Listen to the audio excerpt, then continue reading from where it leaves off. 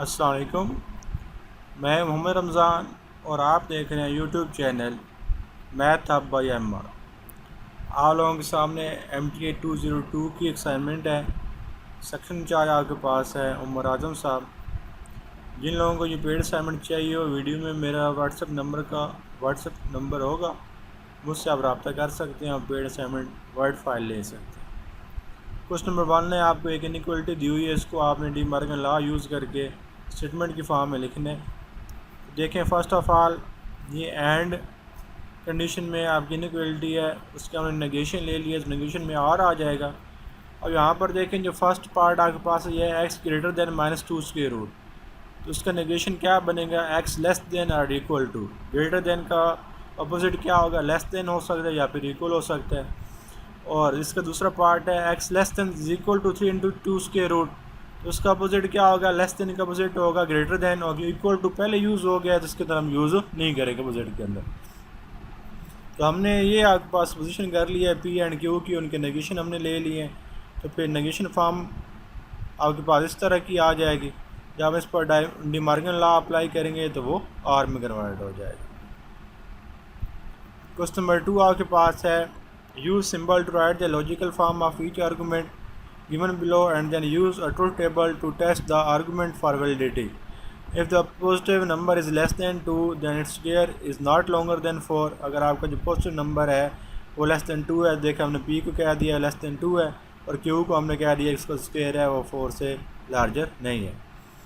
Next आपके पास है if square of number is larger than 2 the argument can then symbolically represented as follow. If P then negation Q. अगर आपके पास जो square of number है वो 2 से लार्जर देन होगा, then the number is not less than 2, तो आपका जो नंबर होगा वो 2 से लेस देन नहीं होगा।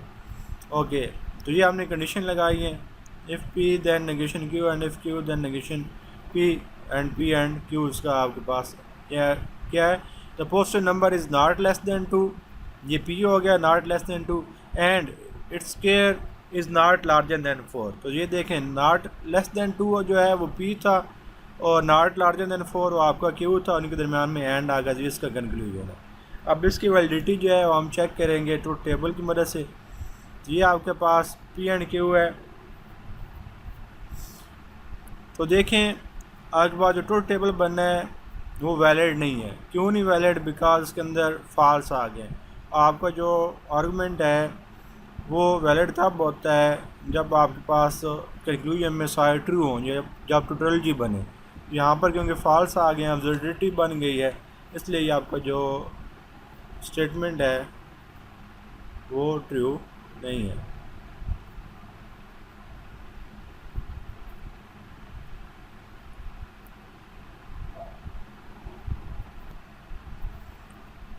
तो आप अपने इस कंक्लूजन को यहाँ से भी चेक कर सकते हैं कि आपके जो लास्ट स्टेटमेंट थी क्वेश्चन की वो था the positive number is not less than 2, यानी कि 2 से बड़ा होगा, it's square is not larger than 4। आप खुद देखें अगर 2 से बड़ा आपका नंबर हो तो उसका स्क्वायर जो होता है वो 4 से ग्रेटर दैन होता है, 4 से बड़ा होता है। तो उसने कहा है कि वो 4 से बड़ा नहीं होगा, तो यहाँ से हम पता चल रहा है कि आपकी जो आर्गूमेंट है वो वैलिड नहीं है, और ट्रूथ टेबल से भी हमने प्रूव कर दिया कि वो वैलिड नहीं है। क्वेश्चन नंबर 3 आपके पास है among a group of 40 students 12 likes both pizza and burger, 8 likes both burger and sandwich and 6 like both pizza and sandwich and 3 student like the 3 types of food but no one eats sandwich only. Represent this information in a Venn diagram. हमने Venn diagram के अंदर करनी है। If the same number of students eat burger as those who eat pizzas, कि अगर जो pizza और burger खाते हैं वो सेम नंबर ऑफ स्टूडेंट्स हैं, then how many students like burgers. तो हमने ये बताना है कि बर्गर कितने स्टूडेंट्स लाइक करेंगे। तो ये देखे हमने इसकी वेन डायग्राम बनाई है, तो ये इसके अंदर आपको सब कुछ शो हो रहा है। और जो नेक्स्ट था from the given Venn diagram see that there are 12 students who like both pizza and burger, so the number of student who like burger is also 12। Question number 4 आपके पास एक आपको सिग्नल दी हुआ है, उसकी आपने आउटपुट डिफाइन करना है कि आउटपुट क्या बनेगी। देखें आपके पास पी है और ये आर पर जा रहा है, और ये क्यू है, क्यू पर नॉट लगा हुआ है, नेगेशन लगी हुई है और फिर आर पर जा रहा है। तो P तो डायरेक्टली R पर जा रहा है, लेकिन Q नेगेट होकर R पर जा रहा है, तो इसका जो इनपुट 1 होगा वो 0 हो जाएगा, जो 0 होगा 1 हो जाएगा। तो यहाँ पर देखें आप, जो भी आपके पास सिग्नल होगा आगे R लगा हुआ है, तो किसी एक का भी अगर 1 होगा तो आगे आपका सिग्नल फॉरवर्ड होगा, इसलिए आपका जो सर्किट है वो अपना काम जारी रखेगा। इन अबव सर्किट बिफोर और operator negation operator is use. So ये देखें hence the signal flows through the circuit.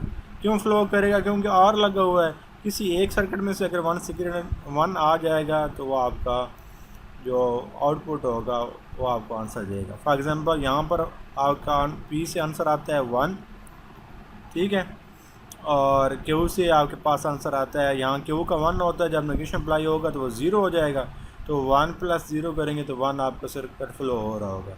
अगर P से 0 होता है और Q से भी 0 होता है, तो जब Q पर 0 अप्लाई होगा, 0 को आप नेगेट करेंगे 1 हो जाएगा, 0 + 1 फिर 1 हो जाएगा, तो आपका जो सर्किट होगा वो फ्लो होगा।